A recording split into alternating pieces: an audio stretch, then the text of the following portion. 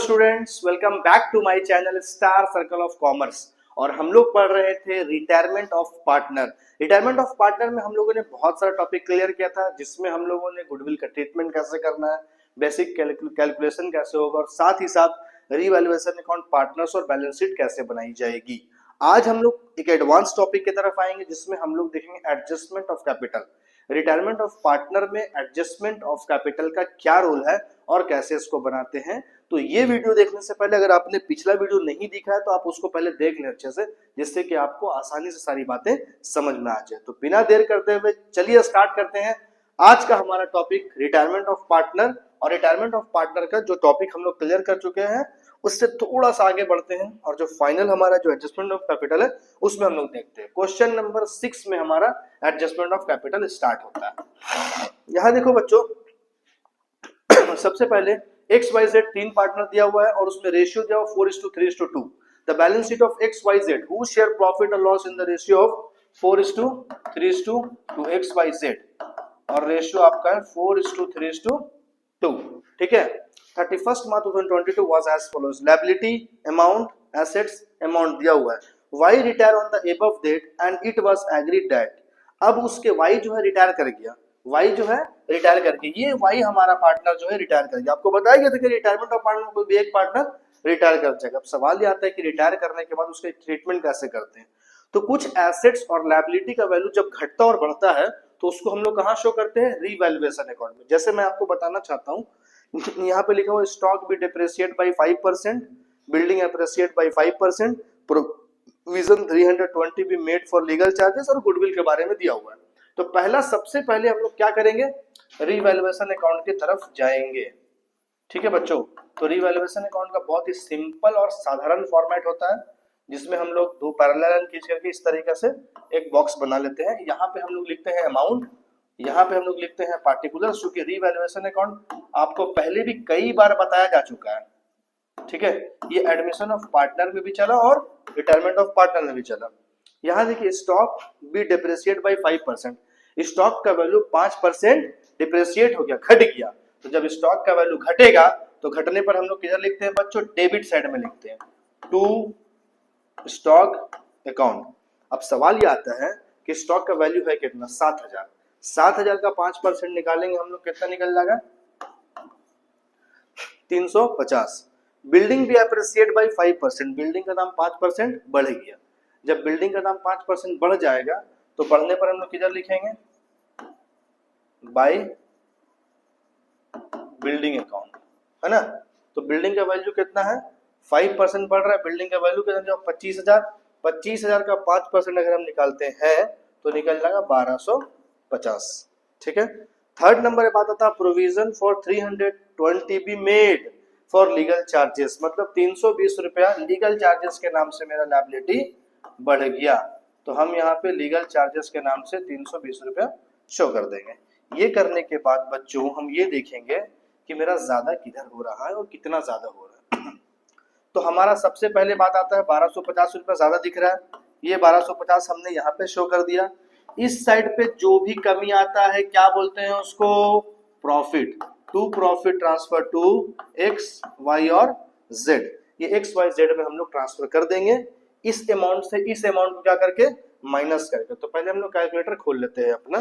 Calculator हमारा क्या कहता है, 1250 माइनस 670।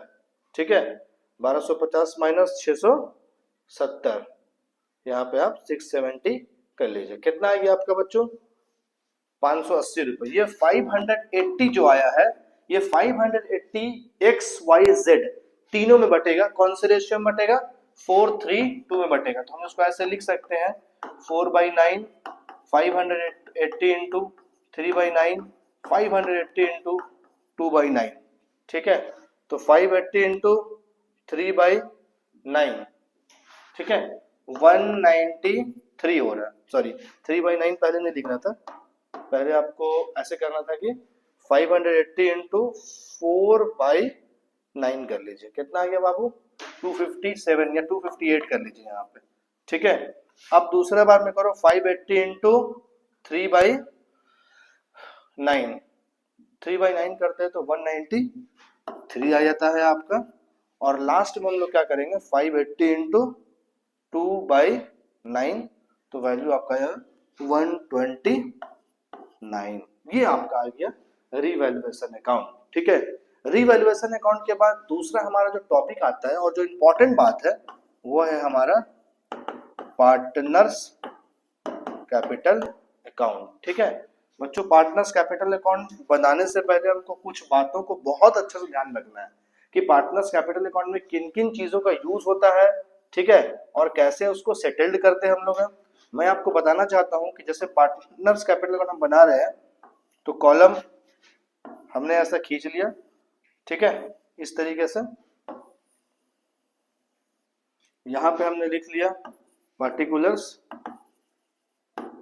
यहां पे x y z, x y z हो गया, पार्टिकुलर्स हमने यहाँ पे लिख लिया। वन साइड डेबिट होगा, अनदर साइड क्रेडिट होगा। But before the starting of partners capital account पूरा एडजस्टमेंट, पूरा मैटर को पढ़िए। देखिए चौथा नंबर पे क्या लिखा हुआ, goodwill of the firm 14,400 but no goodwill is raised, X and Z to share the future profit 5:3। अब यहाँ पे एक सवाल आता है कि X, Y और Z तीनों का रेशियो दिया हुआ 4:3:2 और बाद में जब Y रिटायर हो गया तो X और Z क्या डिसाइड किया कि 5:3 में हम लोग गुडविल के पैसे को बांटेंगे। क्लियर, समझ में आ गई बात। Y is paid 5,000 in cash and the balance transfer to his loan account। Y में जो भी कमी आएगा रिटायरमेंट के बाद 5,000 रुपए कैश से पे करेगा और बाकी जो बचेगा उसको लोन से करेगा। लास्ट में लिखा X and Z to maintain their capital, new profit sharing ratio and to bring in or withdraw cash for the purpose, capital of the new firm be fixed 28,000। यानी कैपिटल लोग को fix 28,000 रुपया। Prepare revaluation account and partners capital account. तो बच्चों कैसे बनाए हम इस क्वेश्चन को, एकदम बिल्कुल ध्यान से आप समझे बात को। पहले तो हम गुडविल का ट्रीटमेंट कर लेते हैं कि गुडविल कितना दिया हुआ है। तो गुडविल ऑफ द फर्म जो दिख रहा है वो 14,400 है। ठीक है, चूंकि हम रिटायरमेंट के केस में है, मैं आप लोग को पहले ही बता चुका हूं कि रिटायरमेंट के केस में जब ओल्ड रेशियो न्यू रेशियो देता है तो गेनिंग रेशियो निकालते हैं और गेनिंग रेशियो का जो फॉर्मूला होता है new ratio minus old ratio होता है, यही बताया था। ठीक है, अभी हम एक्स की बात करते हैं तो एक्स का जो है वो न्यू रेशियो है 5/8, ये देखो ये वाला है, ठीक है, और ओल्ड रेशियो है -4/9। ये एक्स का हो गया काम। जेड की बात करते हैं क्योंकि वाई तो रिटायर कर गया है। न्यू रेशियो है 3/8 माइनस जेड है कितना है ओल्ड 2/9 हो गया। 9 8 जा 72, 45 माइनस 32 यानी कि 13/72। ठीक है, यहां से आपका कितना हो गया 72, 27 माइनस 16 यानी कि 11/72। ये आपका निकल गया। रेशियो क्या बन के आता है बच्चों 13/72 और 11/72।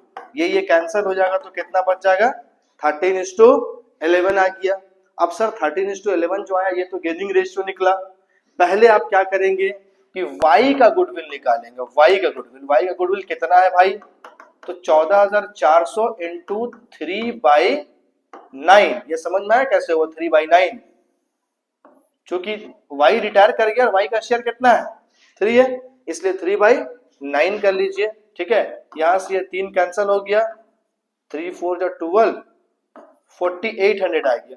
अब ये जो 4800 है बच्चों ये किसमें बटेगा, x और z में बटेगा और कौन से रेशियो में जाएगा, इस रेशियो में जाएगा 13:11 वाले रेशियो में जो गेनिंग रेशियो निकला है। ठीक है, 13:11 के रेशियो में जाएगा यानी कि 4800 इंटू 13/24, 4800 इंटू 11/24 इस रेशियो में जाएगा तो यहाँ पे आएगा 2600 और यहाँ पे आएगा 2200। बात समझ में आ गई। तो ये हमारा बन गया गुडविल, यानी कि गुडविल जो बटेगा इन लोग दोनों में वो इतना इतना बटेगा। ठीक है, अब हम लोग आगे चलते हैं बच्चों। यूज करना है, सबको डालना है, बैलेंस कराना है, बहुत सारी चीजें। पहले आप तो फटाक से इसका स्क्रीनशॉट ले लो बच्चों, क्योंकि ये कैलकुलेशन फिर हम उधर छुपा करके आगे बताएंगे, है ना। ले लिए, चलिए ऊपर चलते हैं अब थोड़ा सा। सबसे पहले हम लोग क्या करेंगे बच्चों, by balance BD. Sir by balance BD कहाँ से लिखें, आइए यहाँ देखिए कितना दिया हुआ 6 नंबर में। एक का कैपिटल है 19,000, दूसरे का कैपिटल है 14,000 और तीसरे का कैपिटल कितना है बच्चों 12,000। ठीक है, उसके बाद फिर आपका दिख रहा है जनरल रिजर्व, दिख रहा है जनरल रिजर्व, देखो GR जनरल रिजर्व 1800 रुपए। 1800 तीनों में हमको बांट देना है, तीनों में कौन कौन, XYZ में कौन सा रेशियो में, वही 4:3:2 जो दिया हुआ है। ठीक है, तो एक का आ जाएगा 800, 600 और 400, 4/9, 3/9 और 2/9, ये कर दिया हमने। ये काम करने के बाद एक मैं आपको बात बताना चाहूँ, यहाँ प्रॉफिट हुआ था, प्रॉफिट होगा तो बाई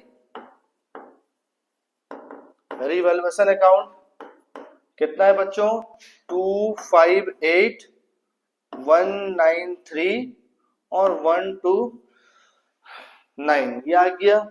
उसके बाद जो हमारा जो मेन चीज है गुडविल का पैसा, तो गुडविल हम लोग y का जो x और z में डिस्ट्रीब्यूट हुआ था यही दिख रहा था आपको, देखिए यही ना था, तो हम यहाँ पे लिखेंगे by x capital by z capital, और अमाउंट किस में डालेंगे y में डालेंगे। एक का आएगा कितना 2600 और एक का कितना आ जाएगा बच्चों 2200 आ जाएगा, और ये x और z लिख करके जो हम y में डाले हैं इधर हम लोग लाएंगे 2 वाइस कैपिटल लिखेंगे और डालेंगे इसमें x में और z में डालेंगे। तो ये पहला चीज जो है हमको सबसे पहले क्लियर होना पड़ेगा।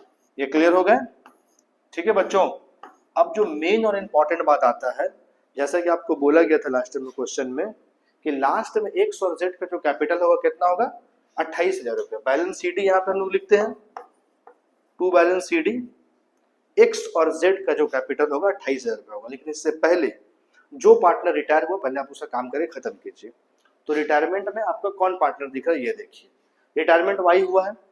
वाई में जो भी कमी आएगा बोला है, क्लियर क्वेश्चन में बोल दिया है ऑलरेडी कि वाई में जितना भी कमी आएगा, बोला कि कितना पैसा वो पेड कर रहा है 5,000 रुपये कैश में पेड कर रहा है, 5,000 रुपये कैश में पेड कर रहा है। यहाँ पे कैश अकाउंट लिख दीजिए और पहले ही आप 5,000 रुपये यहाँ पे डाल दीजिए। ठीक है, उसके बाद जो बचेगा, ठीक है, उसके बाद जो बचेगा उसमें क्या करना है आपको, जो बैलेंस बचेगा वो आपको लोन से बैलेंस कर देना। ठीक है, टोटल आप करके यहाँ पे देख लीजिए। पहले कैलकुलेटर एक निकाल लेते हैं।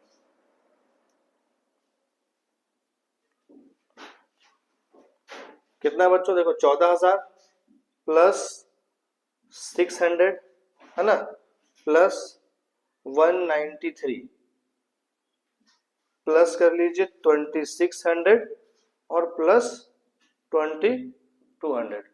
ठीक है 19593। ठीक है 19593 19593। इस 19593 यहाँ पे आया, 5,000 पहले से पेड हो गया। अभी जो कमी आया है उसको हम लोग वाइस लोन से बैलेंस कर देंगे। इसको इससे जब घटाएंगे तो 14,593 का डिफरेंस आ गया, इसको हम लोग यहाँ पे लिख दिए। ठीक है, बात समझ में आ गया बच्चों। अब मैं आपको बताना चाहता हूँ जो बहुत ही इंपॉर्टेंट पॉइंट है, वाई का काम हो गया कंप्लीट खत्म। अब वाई को आपको नहीं देखना है। ठीक है, अब सवाल ये आता है कि एक्स और जेड का सर ट्रीटमेंट कैसे करें। तो मैं आपको बताना चाहता हूँ कि एक्स और जेड के लिए क्वेश्चन में पहले ही बोल दिया कि 28,000 रुपए यहाँ पे आपको दोनों में डालना है।